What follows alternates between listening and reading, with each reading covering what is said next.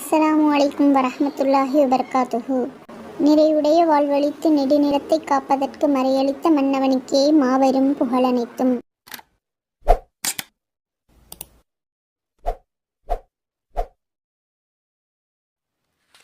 அவுது பில்லாஹி மினஷ் ஷைத்தானிர் ரஜீம். பிஸ்மில்லாஹிர் ரஹ்மானிர் ரஹீம். இறை தூதர் சுவைப் அலைஹிஸ்ஸலாம். நாம் இதுவரை யூசுப் நபி அவர்களை பற்றி பார்த்தோம். அடுத்ததாக இறை தூதர் சுவைப் அலைஹி வஸல்லம் அவர்களை பற்றி, இப்ராஹிம் அலைஹி வஸல்லம் அவருடைய வழித்தோன்றல்களில் வந்த இந்த நபியை பற்றி நாம் தெரிந்து கொள்ளலாம். சுவைப் அலைஹிஸ்ஸலாம் அவர்கள் வடமேற்கு சவுதி அரேபியாவில் உள்ள மத்தியன் பகுதி மக்களுக்கு இறை தூதராக அனுப்பப்பட்டார்கள். இது ஒரு மலை பிரதேசமாகும். இங்கு வசித்து வந்த மக்கள் அல்லாஹுக்கு இணை கற்பித்து வந்ததோடு வழிப்பறி கொள்ளையிலும் ஈடுபட்டு வந்தார்கள். பெரும் வணிகர்களாக இருந்த மத்தியன் வாசிகள் அளவை மற்றும் நிறுவையில் மோசடி செய்து வந்தார்கள். இவர்களது குடும்பத்தினர்களில் ஒருவரான சுவைப் அலைஹி வஸல்லம் அவர்கள் இந்த மக்களை சீர்திருத்தும் பணியை மேற்கொண்டிருந்தார்கள். அல்லாஹ் தஆலா குர்ஆனில் 11வது சூரா 84 முதல் 90 வரை உள்ள வசனத்தில் கூறியிருக்கின்றான். மதியன் நகருக்கு அவர்களின் சகோதரர் சுவைபை நாம் அனுப்பினோம். அவர் கூறினார், என் சமுதாயமே, அல்லாஹ்வை வணங்குங்கள். உங்களுக்கு அல்லாஹ்வை அன்றி வணக்கத்திற்குரியவன் வேறு யாருமில்லை. அளவையிலும் நிறுவையிலும் குறைவு செய்யாதீர்கள். நீங்கள் நல்ல நிலையில் இருப்பதாகவே நான் காண்கின்றேன். சுற்றி வளைக்கும் நாளின் வேதனையை குறித்து உங்கள் விஷயத்தில் நான் பயப்படுகின்றேன் என்று கூறினார். அன்றி என்னுடைய மக்களே, அளவையிலும் நிறுவையிலும் நீதமாகவே முழுமைப்படுத்தி வையுங்கள். மனிதர்களுக்கு கொடுக்க வேண்டிய அவர்களுடைய பொருட்களை குறைத்து விடாதீர்கள்.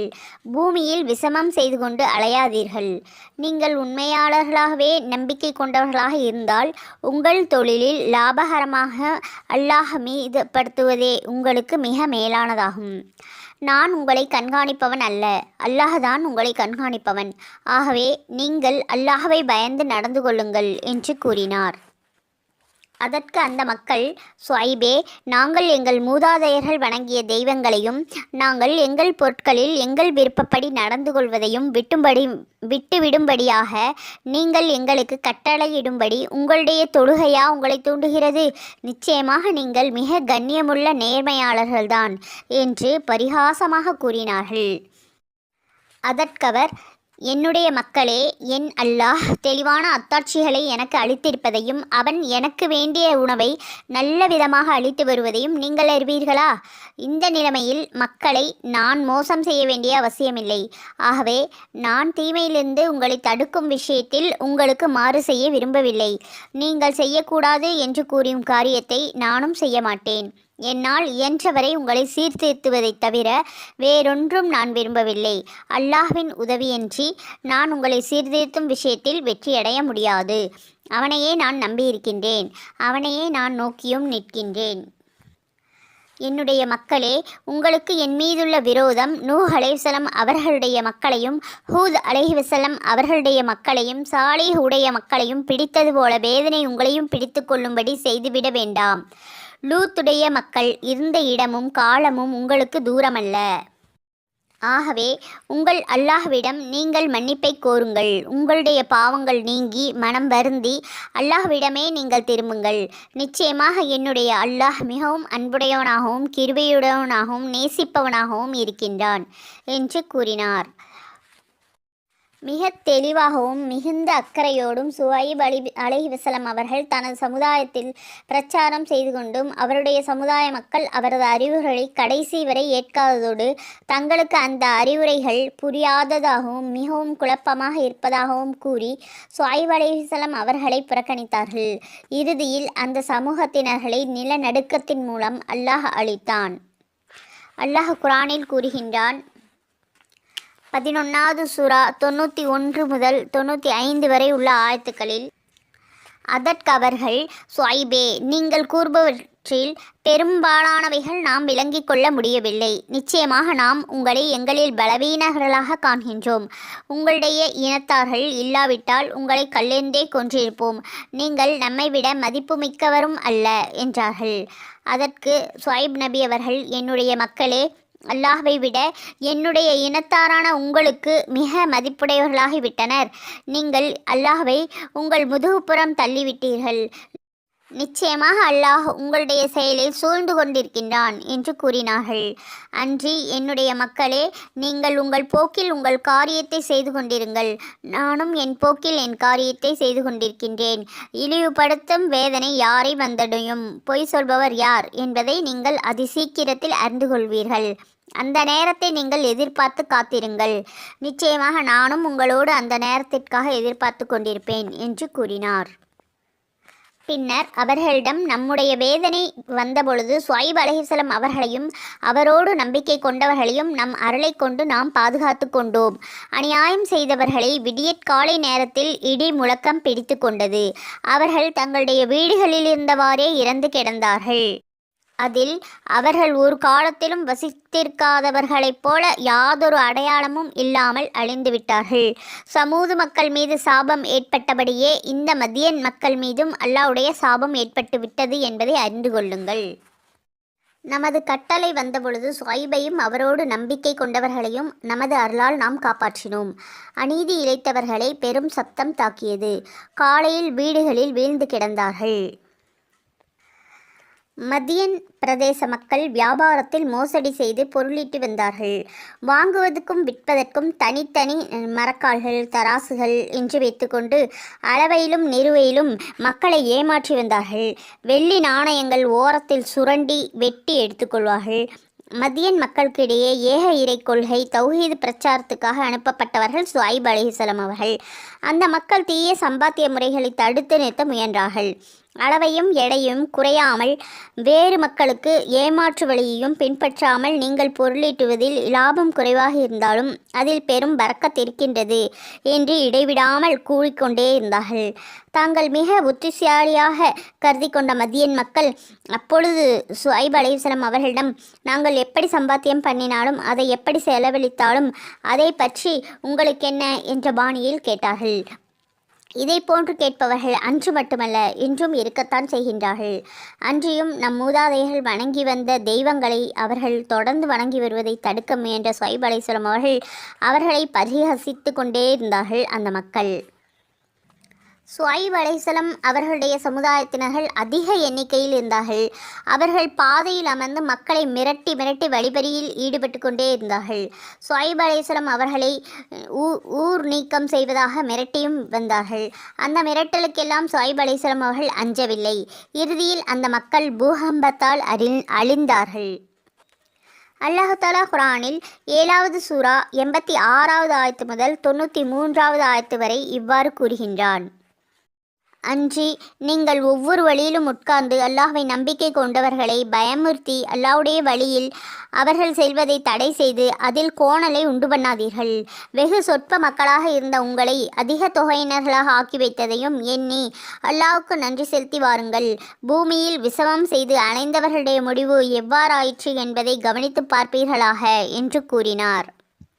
நம்பிக்கையாளர்களே, உங்கள் இனத்தில் ஒரு கூட்டத்தினர் மட்டும் நான் அனுப்பப்பட்ட தூதுத்துவத்தை நம்பிக்கை கொண்டு மற்றொரு கூட்டத்தினர்களை அதில் நம்பிக்கை கொள்ளாமல் இருந்தால் அதை பற்றி நீங்கள் கவலைப்படாதீர்கள். நமக்கிடையில் தீர்ப்பளிக்கும் வரையில் நீங்கள் பொறுத்திருங்கள். தீர்ப்பளிப்பவர்களிலெல்லாம் அல்லாஹ் மிகவும் மேலானவன். ஷுஐப் நபியை நாம் நம்முடைய தூதராக அனுப்பிய பொழுது அவருடைய மக்களில் கர்வம் கொண்ட தலைவர்கள் அவரை நோக்கி, ஷுஐபே, நீங்களும் உங்கள் நம்பிக்கை கொண்டவர்களும் எங்களுடைய மார்க்கத்திற்கு திரும்பிவிட வேண்டும். இல்லையென்றால் நிச்சயமாக நாங்கள் உங்களை எங்களுடைய ஊரிலிருந்து துரத்தி விடுவோம் என்று கூறினார்கள். அதற்கு அவர்களை நோக்கி, உங்களுடைய மார்க்கத்தை நாங்கள் வெறுத்த போதிலுமா என்று கேட்டார். அன்றி உங்கள் மார்க்கத்திலிருந்து அல்லாஹ் எங்களை பாதுகாத்து கொண்டதன் பிறகு உங்கள் மார்க்கத்திற்கு நாங்கள் திரும்பினால் நிச்சயமாக நாங்கள் அல்லாஹ்வின் மீது பொய்யை இட்டுக்கட்டியவர்கள் ஆவோம். எங்கள் இறைவனாகிய அல்லாஹ் நாடினாலே அன்றி நாங்கள் அதில் மீளவே முடியாது.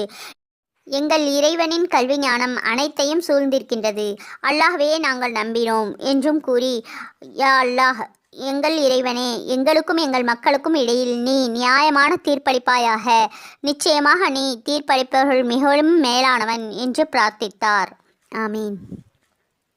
சுவைப் அலைஹிஸ்ஸலாம் அவர்களை நிராகரித்த மக்கள் தலைவர்கள் மற்றவர்களை நோக்கி நீங்கள் சுவைபை பின்பற்றினால் நிச்சயமாக நஷ்டமடைந்தே தீர்வீர்கள் என்று கூறினார்கள். ஆகவே அவர்களை மிக கொடூரமான பூகம்பம் பிடித்து கொண்டது. அவர்கள் தங்கள் வீடுகளில் இருந்தவாறே இறந்து அழிந்து விட்டார்கள். சுவைபை பொய்யாக்கியவர்களில் தங்கள் ஊர்களில் ஒரு காலத்தில் வசித்திராததைப் போல யாதொரு அடையாளமும் இல்லாமல் அழிந்து விட்டார்கள். எவர்கள் சுவைப் அலைஹிஸ்ஸலாம் அவர்களை பொய்யாக்கினார்களோ அவர்கள்தான் முற்றிலும் நஷ்டமடைந்தவர்கள். அது சமயம் சுவைப் அலைஹிஸ்ஸலாம் அவர்களிடமிருந்து விலகி அவர்களை நோக்கி, என்னுடைய மக்களே, நிச்சயமாக நான் அல்லாஹுடைய தூதை உங்களுக்கு எடுத்துரைத்து உங்களுக்கு நல்லுபதேசமும் செய்தேன். ஆகவே அதனை நிராகரித்த மக்களுக்கு நான் எவ்வாறு கவலை கொள்வேன் என்று கூறினார். அல் குர்ஆன் 7வது சூரா 86 முதல் 93 வரை உள்ள ஆயத்துக்கள். மதியனுக்கு சுவைப் அலைஹிஸ்ஸலாம் அவர்களை அல்லாஹ் அனுப்பினான். அவர்களுக்கு நன்கு உபதேசம் செய்யும் ஆற்றலை அல்லாஹ் கொடுத்திருந்ததால் அவர்களுக்கு கதீபுல் அன்பியா என்ற சிறப்பு பட்டமும் இருந்தது. மதியன் மக்கள் வாணிபத்தில் மிகவும் மோசடி செய்து வந்தார்கள். வாங்கும் பொழுது அளவையிலும் நிறுவையிலும் அதிகமாக வாங்குவார்கள். விற்கும் பொழுது அளவையும் நிறுவையும் குறைத்து ஏமாற்றுவார்கள். இதை கண்டித்து சுவைப் அலைஹிஸ்ஸலாம் அவர்கள் அல்லாஹ்வின் ஏவலினால் செய்த பிரச்சாரத்தை தங்கள் வாணிபத்தை பாதிக்கும் அம்மக்கள் கருதினார்கள். அவர்களுடைய ஏக இறை பிரச்சாரமும் அவர்களுடைய ஏற்புடையதாக இல்லை. எனவே பொதுமக்கள் சுவைப் அலைஹிஸ்ஸலாம் அவர்களுடைய நியாயமான வாதங்களை ஈர்க்கப்பட்டுவிடக்கூடாது என்பதற்காக மக்கள் நடமாடும் பாதைகளில் அமர்ந்து கொண்டு சுவைப் அலைஹிஸ்ஸலாம் அவர்களுடைய பேச்சை நம்பக்கூடாதென்றும் மற்றும் பொய்யுரைப்பவர்களையும் புகன்று கொண்டிருந்தார்கள். சுவைப் அலைஹிஸ்ஸலாம் அவர்கள் சன்மார்க்க பிரச்சாரத்தை தடுத்து நிறுத்த முடியாது என்று உணர்ந்த மதியன் செல்வர்கள் அச்சுறுத்தலில் இறங்கினார்கள். எங்களுடைய மார்க்கத்தில் நீங்கள் இணைந்து உங்களுடைய பிரச்சாரத்தை கைவிடவில்லை என்றால் உம்மையும் உம்முடன் ஈமான் கொண்டவர்களை நாடு கடத்தப் போகின்றோம் என்று பயமுறுத்தினார்கள். உங்கள் மார்க்கத்தை விட்டு எங்களை அல்லாஹ் காப்பாற்றிய பிறகு நாங்கள் இணைந்து விட்டும் பேச்சே இல்லை, அல்லாஹ் நாடினால் தவிர என்று சுவைப் அலைஹிஸ்ஸலாம் அவர்கள் பதில் சொன்னார்கள். மதியன் மாந்தர்களின் மார்க்கத்தில் அவர்களை இணைத்து குஃப்ரில் பிரவேசிக்குமாறு அல்லாஹ் செய்ய மாட்டான் என்று உறுதியாக நம்பியே அவ்வாறு கூறி பிறகு அல்லாஹ்விடம், யா அல்லாஹ், எங்களுக்கும் எங்களுடைய சமுதாயத்தினர்களுக்கும் இடையே நீதியை கொண்டு எனக்கு நீ தீர்ப்பளிப்பாயாக, ஆமீன் என்று துவா செய்தார்கள். மதியன் வாசிகளுக்கு தோப்புவாசிகள் என்ற பெயரும் உண்டு. அவர்கள் தங்கள் நாவுகளாலேயே அழிவை வேண்டிக் கொண்டார்கள். சம்பாத்தியமும் நேர்மையாக அடைய வேண்டும், அளந்து கொடுப்பதிலும் நீர்த்து கொடுப்பதிலும் நாணயமாக இருங்கள் என்று சுவைப் அலைஹிஸ்ஸலாம் அவர்கள் தன் மக்களுக்கு போதித்தார்கள். நீர் சொல்வது எதையும் நாங்கள் ஏற்றுக்கொள்ளப் போவதில்லை. அதற்காக உம்முடைய அல்லாஹ் எங்களை தண்டிப்பான் என்றால் இப்பொழுதே வானத்திலிருந்து ஒரு துண்டை, ஒரு மேக பரப்பை எங்கள் மீது அவன் விழ செய்யட்டுமே என்று ஆணவத்தோடு அந்த மக்கள் கூறினார்கள். அதன் விளைவாக அல்லாஹ் தஆலா 7 நாட்கள் இரவு பகலாக கொடிய வெப்பத்தை அனுப்பினான். சோலைகள் அடர்ந்த அந்த ஊர் கடும் வெயிலால் தகித்து கிணற்று நீர் கொதித்தது. மக்கள் வீடுகளில் இருக்க இயலாமல் மரங்களின் நிழல்களில் வந்து குழுமினார்கள். திடீரென்று அவர்கள் மேலே மேகம் சூழ்ந்தது. பூமியில் இவ்வளவு விசாலமாக நிழல் பரப்பும் இந்த மேகம் மழை பொழியப் போகிறது, தன் துன்பம் ஒழியப் போகிறது என்று அவர்கள் மகிழ்ந்தார்கள். ஆனால் அந்த மேகத்திலிருந்து மழை நீர் விழவில்லை. அக்கினி திராவகம் போன்று ஏதோ அந்த மக்கள் மீது பொழிந்தது. அவர்கள் எரிந்து கரிந்து மடிந்தார்கள். இன்னா லில்லாஹி வ இன்னா இலைஹி ராஜிஊன். அல்லாஹ் தஆலா இதை பற்றி குர்ஆனில் 26வது சூரா 176வது வசனம் முதல் 190 வசனங்கள் வரை கூறியிருக்கின்றான். மதியன் என்னும் சோலையில் வசித்தவர்களும் நம்முடைய தூதர்களை பொய்யாக்கினார்கள். சுவைப் நபி அவர்களை நோக்கி, நீங்கள் அல்லாஹுக்கு அஞ்சி பாவத்திலிருந்து விலகி கொள்ள வேண்டாமா? நிச்சயமாக நான் உங்களிடம் அனுப்பப்பட்ட நம்பிக்கையுள்ள தூதனாக இருக்கின்றேன். அல்லாஹ்வை அஞ்சி எனக்கு கட்டுப்படுங்கள். இதற்காக நான் உங்களிடம் யாதொரு கூலியையும் கேட்கவில்லை. என்னுடைய கூலி அகிலங்களுடைய இறைவனிடமே இருக்கின்றது. அளவை முழுமையாக அளந்து கொடுங்கள். மக்களுக்கு நஷ்டம் இழைப்பவர்களாக இருக்க வேண்டாம். சரியான தராசை கொண்டு நிறுத்து கொடுங்கள். மனிதர்களுக்கு நிறுத்து கொடுக்க வேண்டிய பொருளை நீங்கள் குறைத்து விடாதீர்கள். நீங்கள் பூமியில் விஷமம் செய்து கொண்டு அலையாதீர்கள். உங்களையும் உங்களுக்கு முன்னுள்ளவர்களையும் எவன் படைத்தானோ அவனுக்கு நீங்கள் பயப்படுங்கள் என்று கூறினார். அதற்கவர்கள், நீங்கள் எவராலோ பெரும் சூனியம் செய்யப்பட்டு விட்டீர்கள். நீங்கள் நம்மை போன்ற மனிதரே அன்றி வேறில்லை. நிச்சயமாக நாம் உங்களை பொய்யர்களில் ஒருவராக மதிக்கின்றோம். நீங்கள் உண்மை சொல்பவர்களாக இருந்தால் வானத்தை பல துண்டாக்கி அதிலிருந்து ஒரு சில துண்டுகளை என் மீது எரியுங்கள் என்று கூறினார்கள். அதற்கவர்கள், நீங்கள் செய்து கொண்டிருக்கும் மோச காரியத்தை என் அல்லாஹ் நன்கறிவான். இதற்குரிய தண்டனையை உங்களுக்கு அவசியம் தருவான் என்று கூறினார்கள். எனினும் பின்னரும் அவர்கள் அவரை பொய்யாக்கினார்கள். ஆகவே ஒரு நாள் அவர்களை அடர்ந்த நிழலுடைய மேகத்தின் வேதனை பிடித்து கொண்டது. நிச்சயமாக அது வேதனுடைய மகத்தான நாளாக இருந்தது. நிச்சயமாக இதில் ஒரு அத்தாட்சி இருந்தது. அவர்களில் பெரும்பாலானவர்கள் நம்பிக்கை கொள்ளவே இல்லை. ஷுஐப் நபியின் சமூகத்தினர்கள் தோப்பு துறவுகளிலெல்லாம் உள்ள செல்வத்தில் திளைத்த சமுதாயம்தான் என்றாலும் பொருள் திரட்டுவதில் உள்ள மோகத்தின் காரணத்தினாலும் அளவை நிறுவையில் மோசடி செய்தார்கள். இறை தூதர் ஷுஐப் அலைஹிஸ்ஸலாம் அவர்கள் ஏகத்துவத்தை போதித்ததோடு மேற்கொண்ட மிக மிக முக்கிய பணி அளவையிலும் நிறுவையிலும் மோசடி செய்வதை கண்டித்து வந்தார்கள். நேர்மையாக நடக்கும்படி உபதேசம் செய்தார்கள். இவற்றையெல்லாம் அந்த மக்கள் அலட்சியம் செய்ததால் தான் அல்லாஹ் தஆலா பூகம்பம் கொண்டு அவர்களை தாக்கினான். இன்றைய நம் சமுதாயமோ அளவு நிறுவையில் மோசடி செய்வதில் ஷுஐப் அலைஹிஸ்ஸலாம் அவர்களுடைய சமுதாயத்திற்கு சமமாக செயல்படுகின்றது. அல்லாஹ் தஆலா நம் அனைவரையும் பாதுகாப்பானாக. ஆமீன். தங்களுக்கு தாங்களே அழிவை தேடிக்கொள்கிறது. இப்படிப்பட்ட மத்யன்வாசிகளில் நிலையே படிப்பினையாகும். 3 வகை தண்டனைகள் அல்லாஹ் காட்டுகின்றான். ஷுஐப் அலைஹிஸ்ஸலாம் அவருடைய சமுதாயத்தினருக்கு 3 விதமான வெவ்வேறு தண்டனைகள் வழங்கப்பட்டிருப்பதை அல்லாஹ் தஆலா வேறு வேறு இடங்களில் குர்ஆனில் கூறியுள்ளான். அவர்களை நிலநடுக்கம் உலுக்கியது, அதாவது பூகம்பம் தாக்கியது என்று அல்லாஹ் தஆலா 7வது சூரா 91வது ஆயத்தில் அல்லாஹ் தெரிவிக்கின்றான். இதற்கு காரணம் ஷுஐப் அலைஹிஸ்ஸலாம் அவர்களையும் அவருடைய தோழர்களையும் அவர்கள் மிரட்டி நடுங்க வைத்தார்கள். ஊரை விட்டு வெளியேற்றுவோம் என்று அச்சுறுத்தினார்கள். இதற்கேற்ற தண்டனையாக அந்த மக்களை நிலநடுக்கம் தாக்கியது. ஹூத் என்னும் அத்தியாயத்தில் அல்லாஹ் தஆலா தனது ஆணை வந்தபொழுது ஷுஐபுடன் அவருடன் இருந்த இறை நம்பிக்கை கொண்டவர்களையும் நம் அருளால் காப்பாற்றினோம் என்று கூறுகின்றான். யார் அநீதி இழைத்தார்களோ அவர்களை இழை முழக்கம் பெரும் சப்தம் கொண்டு தாக்கியது. எனவே அவர்கள் காலையில் தன் இல்லங்களிலேயே மாண்டு கிடந்தார்கள். 11வது சூரா 94வது ஆயத்தில் அல்லாஹ் கூறுகின்றான். அதில் இந்த மக்கள் இடி முழக்கம் தாக்கியதாக வந்துள்ளது.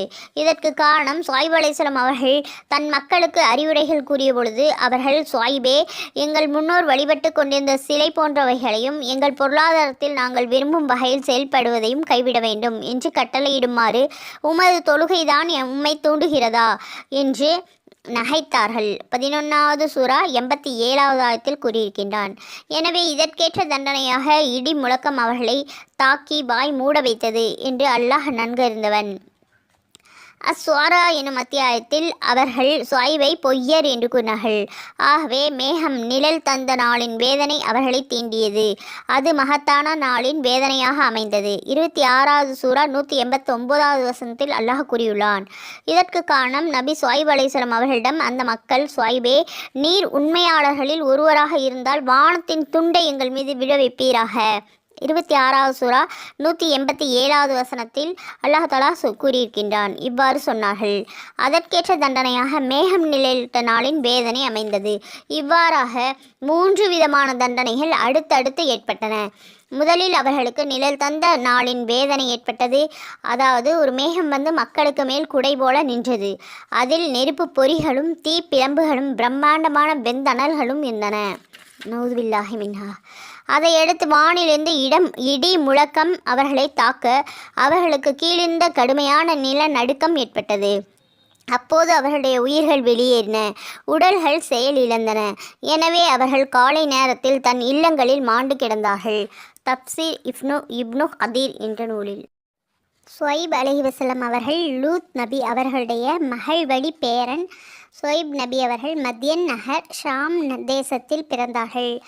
சாக்கடலில் லூத் அலைஹிஸ்ஸலாம் அவர்களுடைய மக்கள் அனைவரும் இறந்த பிறகு அருகிலேயே அங்கேயே மத்யன் நகரில் அவர்களுடைய மக்கள்லாம் வாழ்ந்து கொண்டிருந்தார்கள். அங்குள்ள மக்களுக்கு நேர்வழி பெறுவதற்காக வேண்டி அல்லாஹ் தஆலா ஷுஐப் நபி அவர்களை அனுப்பினான். அங்குள்ள மக்கள் வழியில் செல்பவர்களை கிண்டல் செய்வது, மக்களை ஏமாற்றி நடப்பது, இது போன்ற தீய வேலைகளை அதிகமாக செய்து வந்தார்கள். சுவைப் நபி அவர்கள் அரபி மொழி பேசக்கூடியவர்களாக இருந்தார்கள். நபிமார்களில் 4 பேர் அரபி மொழி பேசக்கூடியவர்களாக இருந்தார்கள். முதலில் ஹூத் அலைஹிஸ்ஸலாம் அவர்கள், இரண்டாவதாக சாலிஹ் நபி அவர்கள், மூன்றாவதாக சுவைப் அலைஹிஸ்ஸலாம் அவர்கள், நான்காவதாக நமது நபி முஹம்மது நபி ஸல்லல்லாஹு அலைஹி வஸல்லம் அவர்கள். அவர்களுடைய வழியில் செல்பவர்களாக நாம் அனைவரும் இன்ஷா அல்லாஹ் அரபி மொழிகளை கண்டிப்பாக கற்றுக்கொள்ள வேண்டும் இன்ஷா அல்லாஹ். நபி ஸல்லல்லாஹு அலைஹி வஸல்லம் அவர்கள் கூறியிருக்கின்றார்கள், பாதையில் அமரக்கூடாது. அவ்வாறு பாதையில் அமர்ந்தால் 3 விஷயங்களை பேணுதலாக செய்ய வேண்டும். ஒன்றாவது, உட்கார்ந்தால் மற்றவர்களுடைய ஹக்குகளை நிறைவேற்ற வேண்டும். சஹாபாக்கள் ஹக்கு என்றால் என்ன என்று கேட்டார்கள். பாதையில் கிடக்கக்கூடிய கல், மண் போன்றவைகளை அகற்றிவிட வேண்டும். வழி தவறியவர்கள் யாராவது பாதை கேட்டால் சரியான பாதையை காட்ட வேண்டும். மற்றவர்கள் மனதை நோகடிக்கும்படி பேசக்கூடாது. நல்ல பேச்சுக்களை பேச வேண்டும். இந்த 3 ஹக்குகளையும் நிறைவேற்றுபவர்கள் பாதையில் அமருவதற்கு தகுதியானவர்கள் என்று கூறியிருக்கின்றார்கள். இன்ஷா அல்லாஹ் நாம் பாதையில் அமரக்கூடாது. அமர்ந்தால் இந்த வழிமுறைகளை பேணி நடக்கக்கூடிய பாக்கியத்தை எல்லாம் வல்ல அல்லாஹ் நம் அனைவருக்கும் தந்தருள்வானாக. ஆமீன். சுவைப் நபி அவர்கள் அல்லாஹுவை வணங்கி வந்தார்கள்.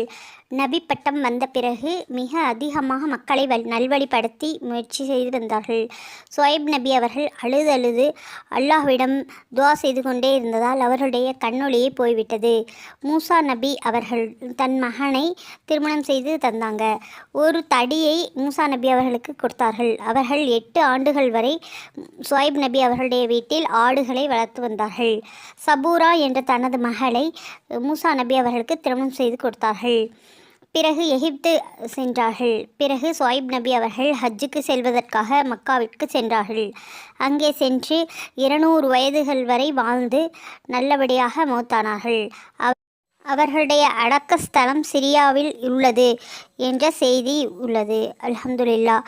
இதுவரை நாம் சுவைப் அலைஹிஸ்ஸலாம் அவர்களுடைய வரலாற்றை விரிவாக பார்த்தோம்.